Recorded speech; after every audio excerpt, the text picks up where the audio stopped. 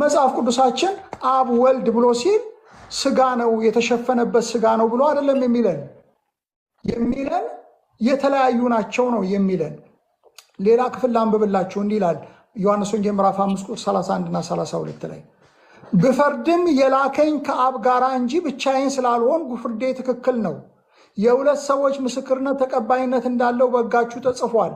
ስለ ራሴ የምመሰክር አንዱ እኔ ነኝ፣ ሌላውን ምስክሬ የላከኝ አብ ነው ይላል። ስለዚህ ሁለት ምስክሮች ሆነው አንድ ናቸው ብለን እንዴት እንላለን ነው የምንለው። የሥላሴ አማንያን አብና ወልድ ሁለት ናቸው፣ አንድ አይደሉም። ጌታ ራሱ ምን አለ? የሁለት ሰዎች ምስክርነት ተቀባይነት እንዳለው በሕጋችሁ ተጽፏል። ምስክር በሁለት ይጸናል ነው የሚለው። ዘኍልቍ ምዕራፍ 35 ቁጥር 30 ሄዳችሁ አንብቡት። እሱን ነው የሚጠቅሰው ጌታ። ዘኍልቍ 35:30፣ ዘዳግም 17:6፣ ዘዳግም 17:6፣ ዘዳግም 19:15 ምስክር በሁለት ወይንም በሶስት ይጸናል የሚለውን ጠቅሶ ነው በሕጋችሁ ተጽፏል። ምስክር በሁለት ሰዎች ምስክርነት ተቀባይነት እንዳለው በሕጋችሁ ተጽፏል እያለ ነው የሚለው። ሁለት ናቸው ማለት ነው አብና ወልድ። ጌታ ኢየሱስ ክርስቶስም አብም ወልድም ራሱ ከሆነ ራሱ ምን ብሏል? ስለ ራሴ ብመሰክር ምስክርነቴ እውነት አይደለም ብሏል። ስለ እኔ የሚመሰክር ሌላ አለ ብሏል። አብም ወልድም እሱ ራሱ ከሆነ ራሱ ስለ ራሱ መስክሯልና ምስክርነቱ እውነት አይደለም ማለት ነው። ሌላው አብ ወልድን ልኳል። አንዱ ላኪ ነው፣ ሌላው ተላኪ ነው። መጽሐፍ ቅዱሳችን በዚህ ነገር ላይ ግልጽ ነው። ላከ፣ አንድያ ልጁን ላከ ተብለናል። ዘመኑ ሲደርስ እግዚአብሔር ከሴት የተወለደውን አንድያ ልጁን ላከ።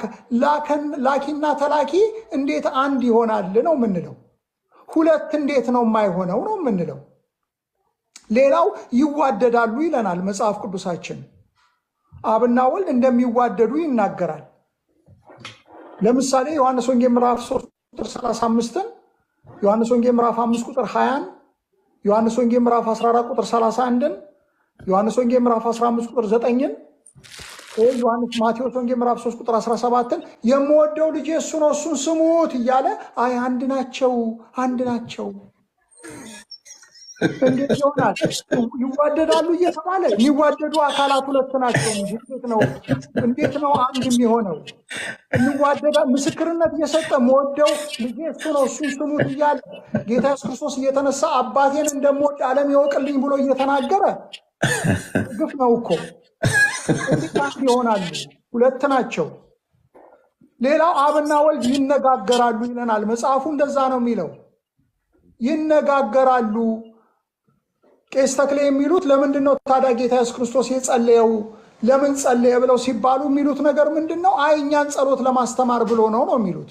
እንዴ ጌታ ኢየሱስ ክርስቶስ ከደቀ መዛሙርቱ ዞር ብሎ ይላል፣ ዞር ብሎ ይጸልይ ነበር ይላል። ሌሊቱን ሙሉ ጸለየ ይላል። ጸሎት ለማስተማር ከሆነማ ለምን ዞር ይላል? በፊት ለፊታቸው ነው መጸለይ ያለበት። በጌተ ሰማኔ የጸለየው ጸሎት ሁሉ ተረት ነው ማለት ነው። የደም ላብ እያላበው የጸለየው ጸሎት ሁሉ ለራሱ ነው የጸለየው ማለት ነው።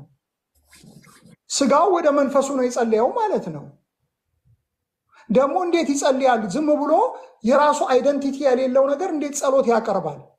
ለምሳሌ የኔ ስጋዬ ከኔ በተለየ ከኔ ውጪ በሆነ ነገር እንዴት ነው ወደ እኔ ሊናገር የሚችለው? አንድ ነገር ይናገራል፣ ሐሳብ ያቀርባል ብለን ስንል ፐርሰን ነው የሚለውን ታሳቢ አድርገን ነው።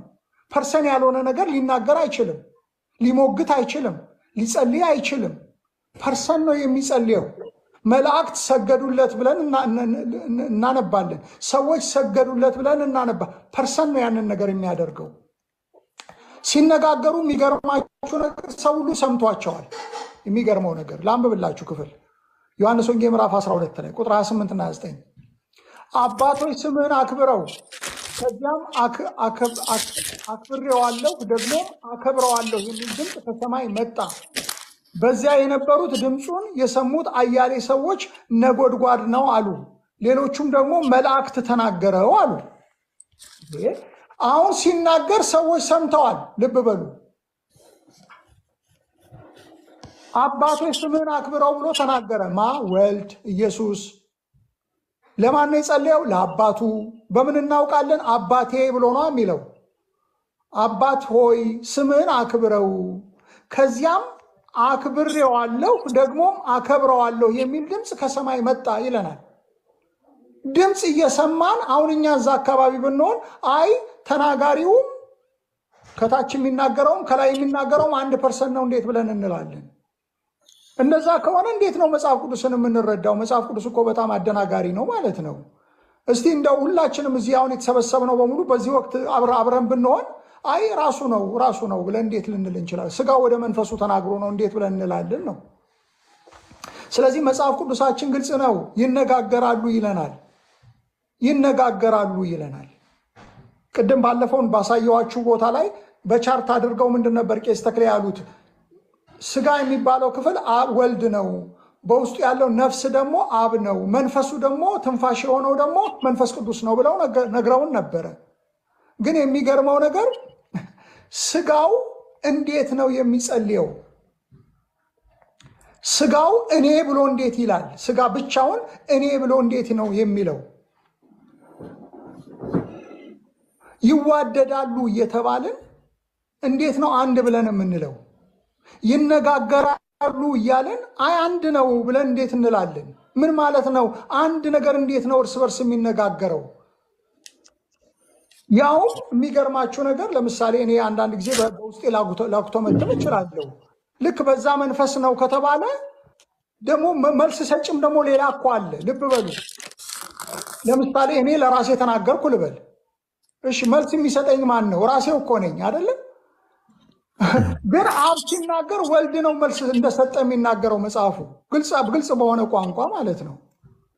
ሌላው አብና ወልድ ይተዋወቃሉ ደግሞ ይለናል። ጌታ ኢየሱስ ክርስቶስ ምን ይላል? ከኔ በቀረ አብን የሚያውቀው ማንም የለም ይላል። እኔ ብቻ ነኝ የማውቀው ይላል። ይተዋወቃሉ እየተባለ አይ አንድ ነው ብለን እንዴት እንላለን? ስለዚህ የሐዋርያት ቤተክርስቲያን ሰዎች ይህን መመለስ መቻል አለባቸው። ሌላው አብና ወልድ ይከባበራሉ ይለናል። ይከባበራሉም ይለናል። ይዋደዳሉ ብቻ አይደለም ይከባበራሉም ይለናል።